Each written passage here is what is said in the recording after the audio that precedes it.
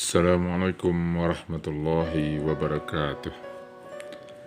Ikhwan fillah, pada kesempatan kali ini saya ingin memperkenalkan kepada kita sebuah surat yang bernama Surat Nuh.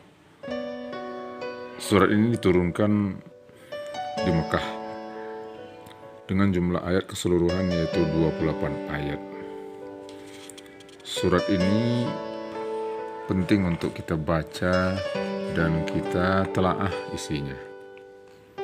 Alhamdulillah. Surat Nuh ini secara keseluruhan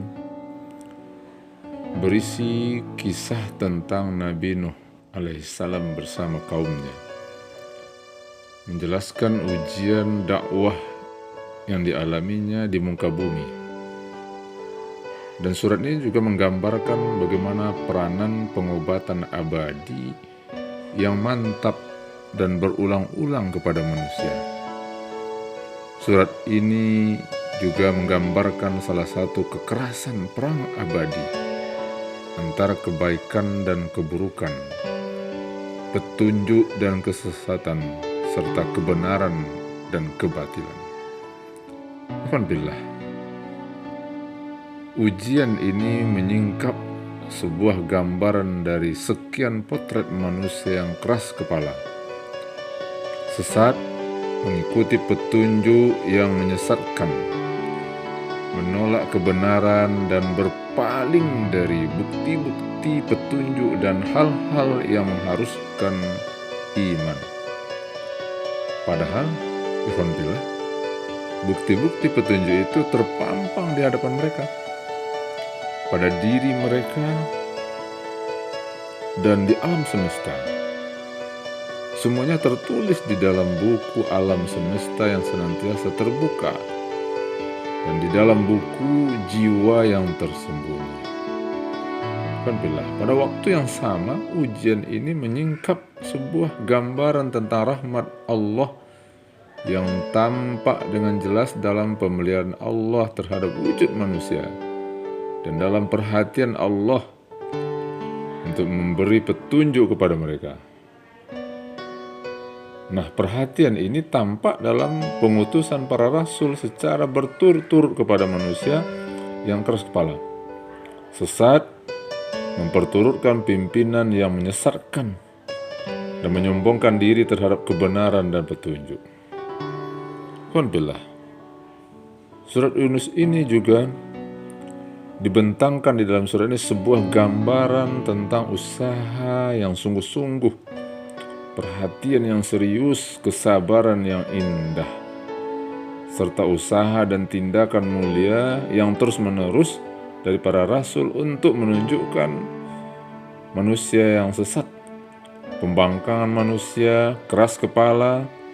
Padahal para rasul itu tidak mendapatkan keuntungan pribadi dan tidak mendapatkan upah dari orang-orang yang mendapatkan petunjuk atas usahanya dalam membimbing mereka.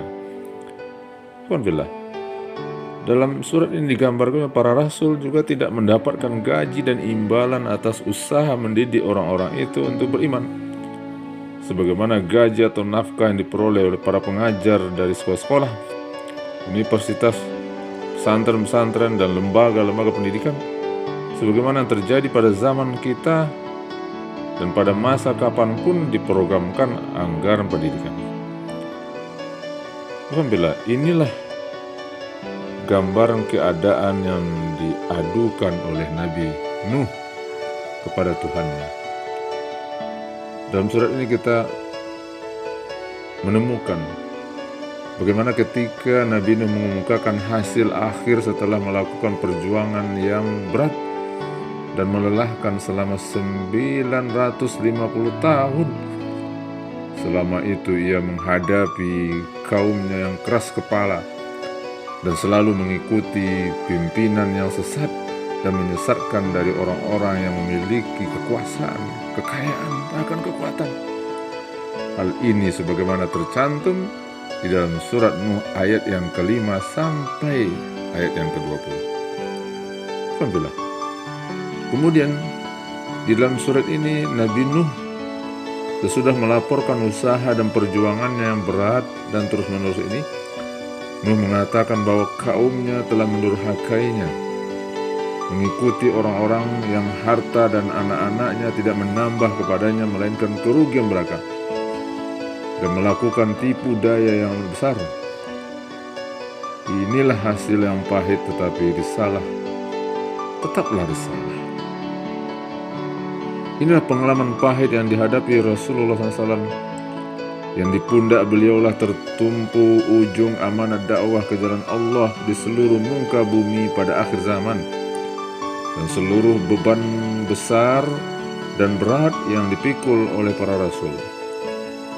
Dalam surah ini beliau melihat gambaran perjuangan yang bagus dan panjang yang dilakukan saudara beliau sebelumnya untuk menetapkan hakikat iman di muka bumi.